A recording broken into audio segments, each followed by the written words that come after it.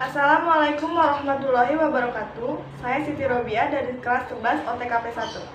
Saya Windy Utami, saya dari kelas 11 OTKP 1. Perkenalkan, nama saya Salumi Sahara dari kelas 11 OTKP 1. Sejarah perusahaan. Kementerian Agraria dan Tata Ruang Republik Indonesia pertama kali dibentuk pada tahun 1955 melalui keputusan Presiden nomor 55 tahun 1955. Sebelum menjadi kementerian pada tahun 1955, urusan agraria diselenggarakan oleh Departemen Dalam Negeri. Hal ini dikarenakan awalnya pemerintah pada waktu itu menganggap bahwa urusan agraria belum merupakan urusan strategi sehingga cukup diselenggarakan oleh satu lembaga di bawah kementerian. Titik tolak reformasi hukum pertanahan nasional terjadi pada 24 September 1960. Pada hari itu, rancangan Undang-Undang Pokok Agraria disetujui dan disahkan menjadi Undang-Undang Nomor 5 Tahun 1960. Dengan berlakunya UU PA tersebut, untuk pertama kalinya pengaturan tanah di Indonesia menggunakan produk hukum nasional yang bersumber dari hukum adat. Dan dengan ini pula, agraris sewet dinyatakan dicabut dan tidak berlaku. Tahun 1960 ini menandai berakhirnya dualisme hukum agraria di Indonesia. Visi dan misi. Visi, terwujudnya pelayanan informasi publik yang sesuai dengan Peraturan Komisi Informasi Nomor 1 Tahun 2010 tentang standar layanan informasi publik dan akuntabel dalam pemenuhan hak atas informasi bagi publik.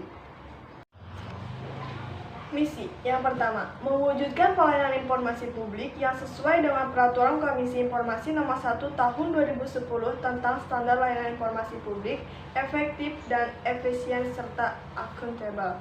Yang kedua, meningkatkan pelayanan informasi untuk menghasilkan layanan yang berkualitas. Yang ketiga, meningkatkan kompetensi sumber daya manusia. Yang keempat, menguatkan kondisi antar penyediaan informasi lintas sektoral. Pada kesempatan kali ini, saya akan menyampaikan kegiatan-kegiatan yang kami lakukan pada saat praktik kerja lapangan. Yang pertama, verifikasi data pendaftar sentuh tanah. Merupakan kegiatan memverifikasi sebuah data yang masuk pada aplikasi Sentuh Tanahku.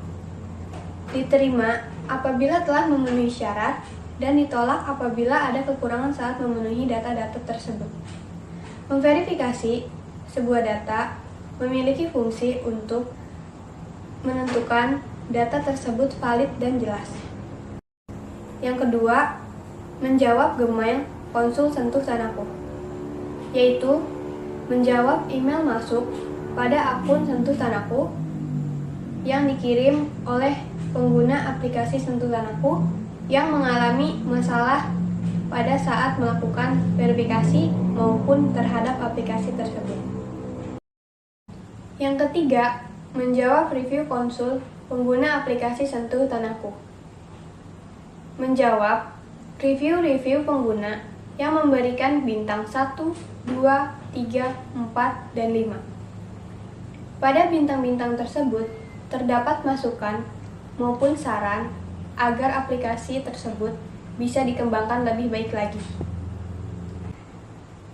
Yang keempat, melakukan proses scanning dokumen. Scanning dokumen memiliki fungsi untuk menggandakan dokumen ke dalam bentuk digital, agar lebih aman dan mudah ketika dibutuhkan kembali.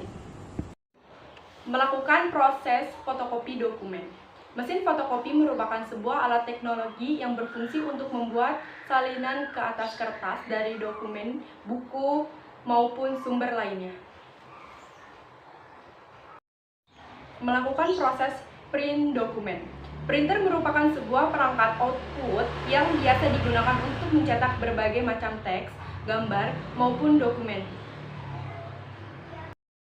Melakukan proses menghancurkan dokumen. Penghancur kertas adalah alat mekanis yang digunakan untuk memotong kertas menjadi strip atau partikel halus. Organisasi pemerintah, bisnis, dan perorangan menggunakan shredders untuk menghancurkan dokumen pribadi, rahasia, atau sensitif. Kesimpulan, Kesimpulan mengacu pada hasil analisis pernyataan aplikasi Sentuh Tanahku, maka dapat ditarik kesimpulan sebagai berikut. Pertama, pemohon verifikasi akun Sentuh Tanahku ketika mendaftar harus melengkapi data terlebih dahulu. Apabila tidak lengkap, maka pengajuan pemohon verifikasi akan ditolak sesuai dengan kriteria yang tertera pada kolom penolakan. Kedua, pada data Gmail Sentuh Tanahku, mayoritas pengguna memberikan kendala terhadap aplikasi Sentuh Tanahku. Kemudian akan dijawab sesuai dengan kendala yang dialami masing-masing pengguna. Ketiga, pada aplikasi Sentuh Tanahku, mayoritas pengguna memberikan masukan yang bersifat positif dan negatif.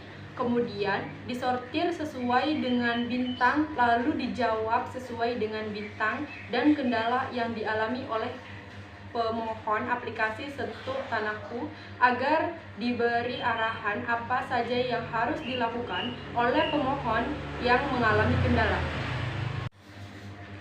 Saran untuk tempat praprint. Yang pertama, diharapkan untuk memperbaiki komputer yang sudah mengalami kerusakan, yaitu komputer yang sering mati, menyala dengan sendirinya. 2. Diharapkan untuk masalah jaringan yang tersedia agar kekuatan sinyal, kecepatan, sambungan, dan keamanan agar lebih stabil. Saran untuk sekolah. Yang pertama, diharapkan dalam rangka melaksanakan praktek kerja industri atau prakrin agar lebih lama untuk menetapkan praktek dan teori yang didapatkan di sekolah. Yang kedua, diharapkan perusahaan dan sekolah terus menjalin kerjasama.